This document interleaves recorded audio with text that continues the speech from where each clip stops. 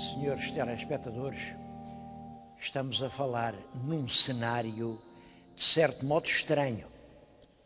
Isto, à primeira vista, parece uma basílica romana, aquelas basílicas paleocristãs que fizeram no interior dos velhos templos do paganismo romano.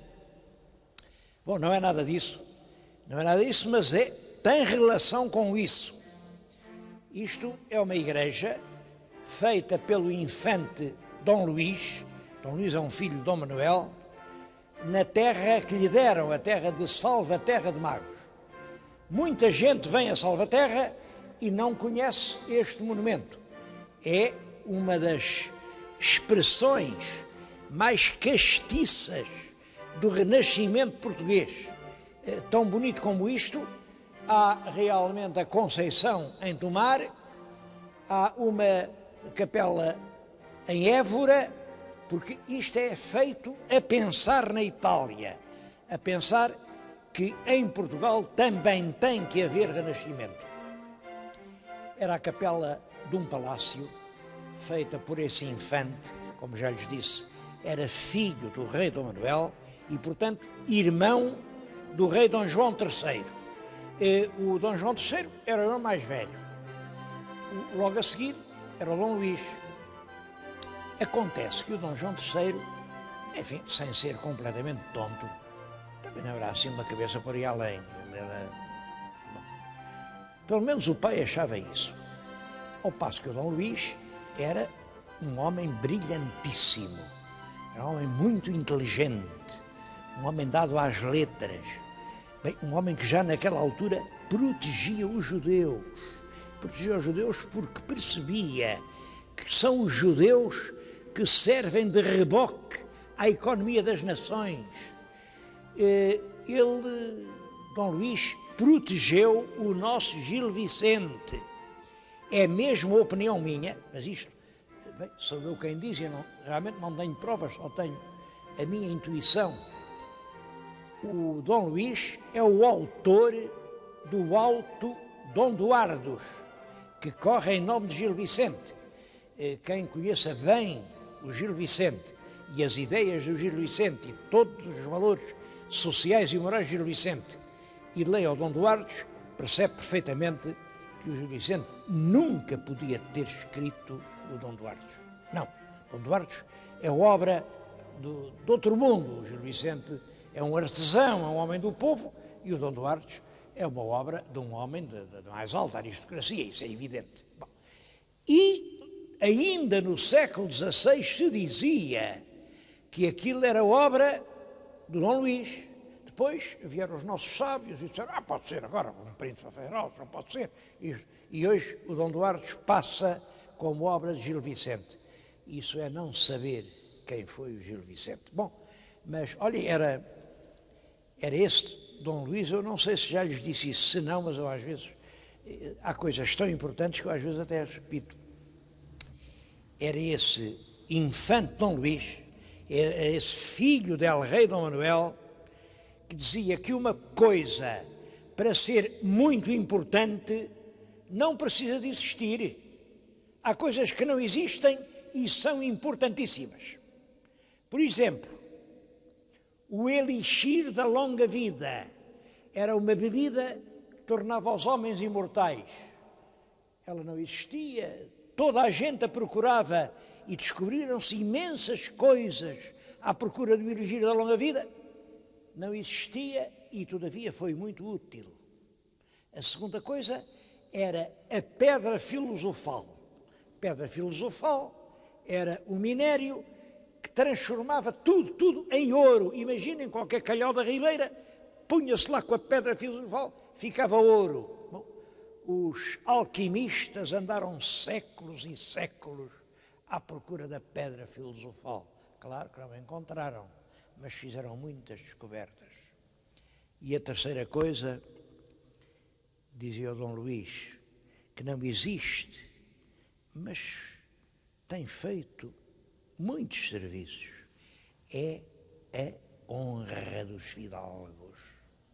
A honra não existe. a honra é uma fantasia, mas quantas nobres ações se têm feito em nome da honra. Têm de concordar que um príncipe português do século XVI, para raciocinar assim, tinha de ser realmente muito inteligente. Olhem, foi ele quem fez esta capela.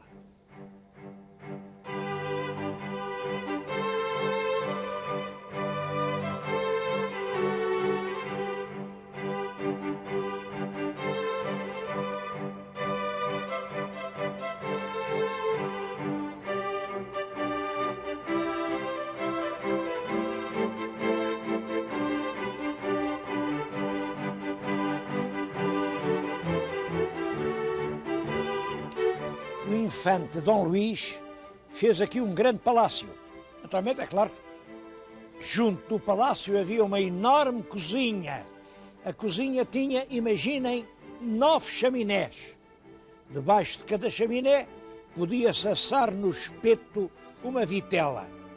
Das 9 chaminés, daqui vêm 3. É tudo quanto sobreviveu aos terremotos. Bom, além das chaminés, estão a ver aqui um pátio com...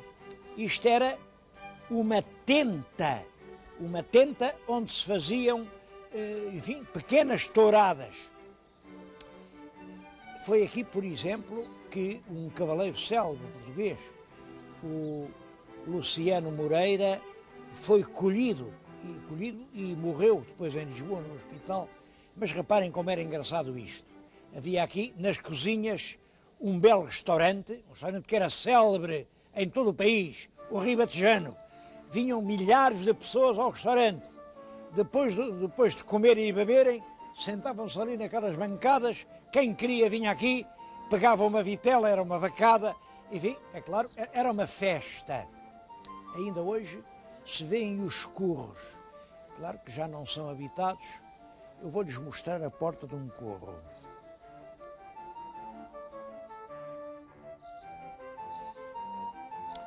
Os moços puxavam estes grossos ferrolhos, iam logo esconder-se aqui, atrás da trincheira, e o animal entrava na praça.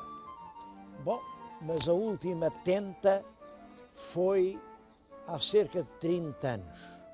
Hoje, nas portas dos curros, nascem flores. Que pena que tudo isto não seja reconstruído.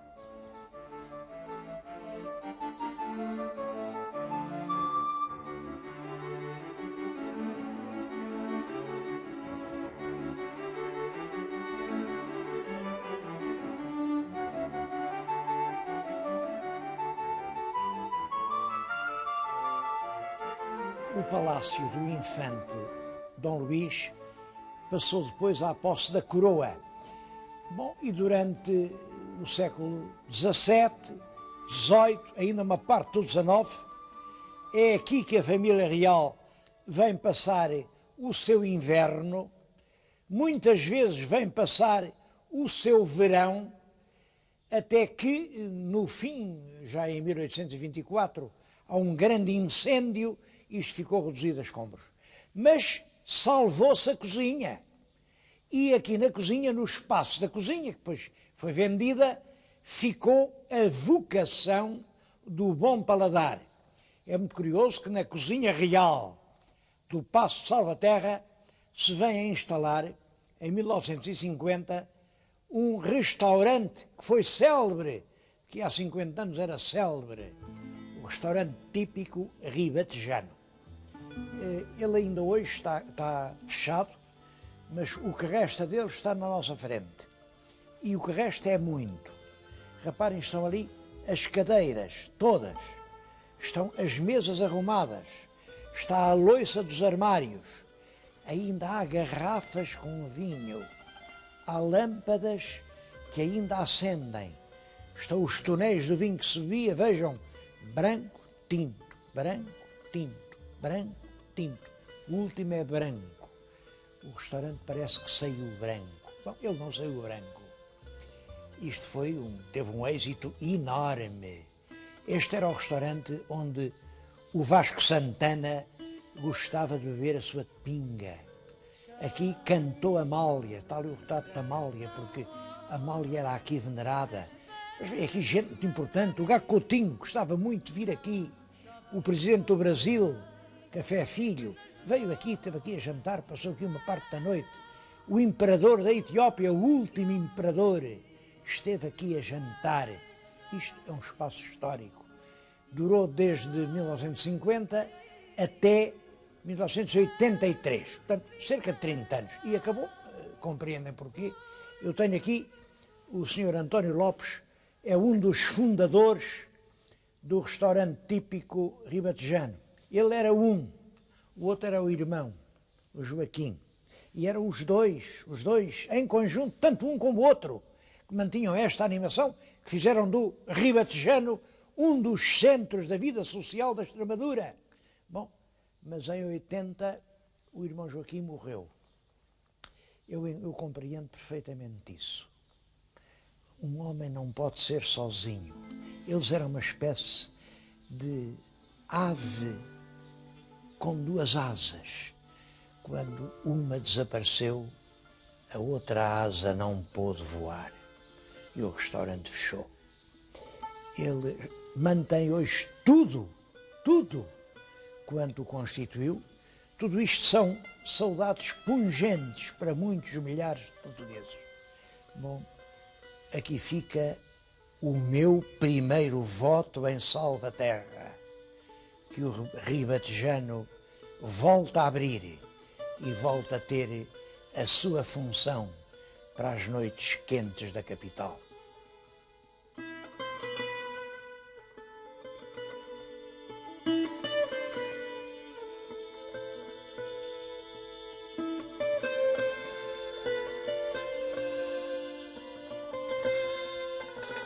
O meu segundo voto é sobre a Vala Real. O que o meu telespectador está agora a ver não é nenhum rio, não é nenhum curso de água natural. É um canal aberto pelos homens. Bom, e aberto por ordem do rei Dom Dinis. No ano de 1295, portanto, ainda no século XIII, o rei deu um fural aos povoadores aqui desta terra e dispensava-os do serviço militar com uma condição. Eles tinham que manter aberto o paúle de magos. Bem, um paúle, como sabem, é uma espécie de grande pântano e claro, quando não comunica diretamente com a água corrente, apodrece, é uma fonte de doenças. Bom, por isso, Dom Dinis fez o fural dizendo: vocês que aqui quiserem morar, têm estes deveres, estas garantias, estão dispensados do serviço militar, do fossado, como então se dizia, desde que tenham aberto o paúle. Para abrir o paúle era preciso escavar uma grande vala que pusesse o paúle em comunicação com o rio Tejo. É esta a vala. Foi aberta no tempo do rei Dom Dinis, 1295, portanto, é uma vala que no ano 2000 tem 700 anos. Ora bem, acontece que a vala depois foi preciosa. Aqui havia peixe, como veem, há aqui muitos barcos de pescadores, ainda hoje se pesca, e mais, por aqui vai-se serenamente até ao Tejo, descendo as águas do Tejo, ia-se serenamente até aos cais do Terreiro do Paço, em Lisboa, e foi por isso que os reis fizeram de Salvaterra o seu espaço de lazer, a sua estação de férias. Para virem para aqui não tinham que vir a cavalo, não havia carruagens, não havia caminhos esburacados, não, era um barco que vinha serenamente, com remadores, geralmente com tocadores de música, eram os bergantins reais que vinham exatamente do Terreiro do Paço até aqui. Eu estou-lhes a falar no sítio onde aportavam os barcos que traziam os reis. Bom, continua a ser um sítio de uma extrema beleza. É surpreendente que tão poucos lisboetas conheçam um sítio tão bonito. Isto é uma beleza, de um pitoresco, de uma autenticidade extraordinária. Simplesmente, é claro que há muito tempo que lhe não mexem e, portanto, a Vala Real está a assorear. Na maré baixa já mal pode passar um barco, a lama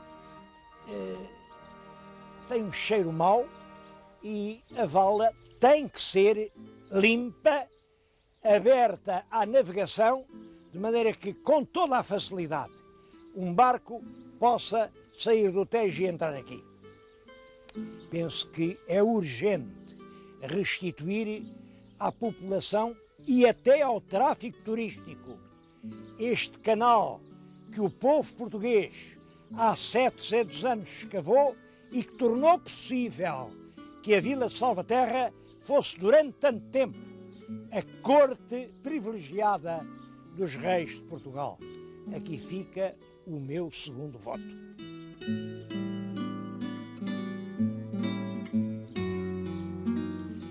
Durante cerca de século e meio, entre a restauração em 1640 e o embarque da corte para o Brasil em 1808, o Palácio Real de Salvaterra tem um papel muito importante na vida da corte portuguesa. Passaram-se aqui muitos episódios cheios de significação, mas nenhum é tão célebre como este que estão a ver ali no azulejo, de a última corrida real em Salvaterra. Bom, é uma tourada que ficou célebre porque a corte divertia-se a assistir a uma tourada, o touro era muito bravo e vem à arena o jovem conde dos Arcos a tentar lidá-lo. Mas a montada foi colhida, o fidalgo foi atirado por terra e o touro investiu com o fidalgo e esfrangalhou, matou-o. Assistia à tourada o Marquês de Marialva, que era o pai do conde dos Arcos. Bom, e assistiu-se a ver o velho conde de Marialva descer a arena, ir junto do cadáver do filho, beijá-lo, tirar-lhe o estoque e ele próprio dirigir-se ao touro, lidá-lo e abatê-lo. É a última corrida real de Salvaterra, célebre por causa de uma narrativa do escritor Rebelo da Silva. Claro, touradas depois houve muitas e continua a haver. Há hoje uma bela praça de touros em Salvaterra.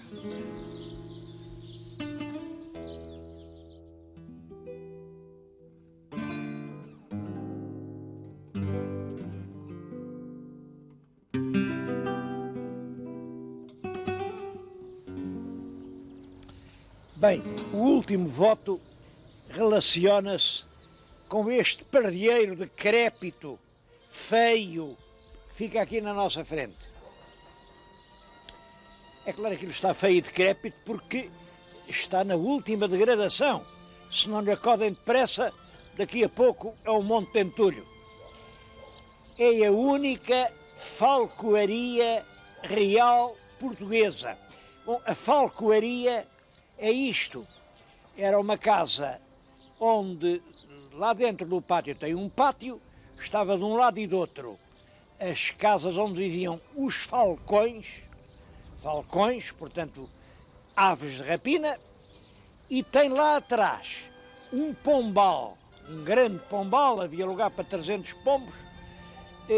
Os pombos eram para os falcões caçarem. Isto foi feito no reinado de Dom João V. A gente conhece o contrato feito na Holanda para virem de lá 10 mestres falcoeiros. Eram uns homens da cidade de Valkenswaard. Valkenswaard, uma pequena cidade holandesa, por isso mesmo hoje aqui Salvaterra tem um pacto de geminação com a tal Valkenswaard. A caça da falcoaria era uma das formas da caça de altenaria. Era o falcoeiro com uma luva de couro muito grande, levava aqui o falcão amarrado com correias e quando aparecia a peça da caça, largava o falcão e o falcão era treinado para cair sobre a ave, agarrá-la nas garras e trazê-la à mão do falcoeiro. Devo dizer que os falcões são animais inteligentes. Bom, mas eles, de seu natural, não fazem isto, naturalmente. Quando apanham uma ave, comem-na. E para trazerem a ave ao dono, precisavam de um treino demorado, difícil. Os holandeses eram muito hábeis nesse treino. É por isso que o nosso rei Dom João V, em 1745, mandou vir os 10 falcoeiros. Mandou fazer esta casa. Pôs aqui os falcoeiros, os falcões, os pombos. A Câmara Municipal de Salvaterra tem o projeto de restaurar esta falcoaria, que é única em Portugal e é uma das raríssimas da Europa, de pôr aqui falcões, de voltar a pôr pombas no pombal, pôr aqui coelhos nesta grande extensão de terra que fica aqui junto e vir a restaurar aqui a caça medieval, a caça da altenaria. À primeira vista parece assim um bocado esquisito e o meu telespectador diz: que diabo agora vamos fazer como nos tempos da Idade Média, dar as inocentes pombinhas a comer aos falcões? A gente não tem já falcões que cheguem, que diabo? Bom, mas a verdade é esta, como eu tenho insistido, o turismo do futuro é um turismo que procura novidades. Já não é um turismo de descansar, é o turismo ocupacional, em que a pessoa procura fazer algo de que ouviu falar, mas que nunca fez. Isto de poder vir aqui, caçar com um falcão na luva, galopar num cavalo, correr o porco montês, matá-lo à lançada, isso seria uma atração que poderia atrair turistas de uma grande parte do mundo. Imaginem um bom americano que voltava à sua terra com uma fotografia aqui com o falcão de manga ou montado num belo cavalo com a sua lança a correr um porco montês. Quanto isso valia? É por isso que eu acho muito bem o projeto da Câmara. Restaurem a falcoaria de Dom João V, restaurem a arte da caça medieval. Bom, é claro, a Câmara não pode fazer isso sozinha.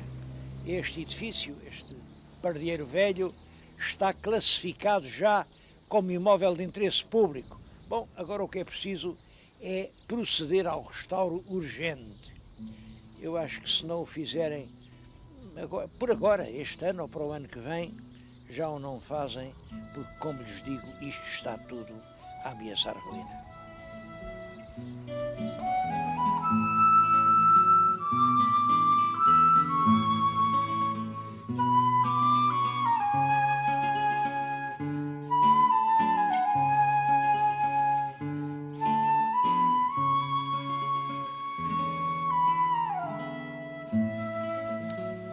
Em Salvaterra de Magos há muito mais coisas para ver.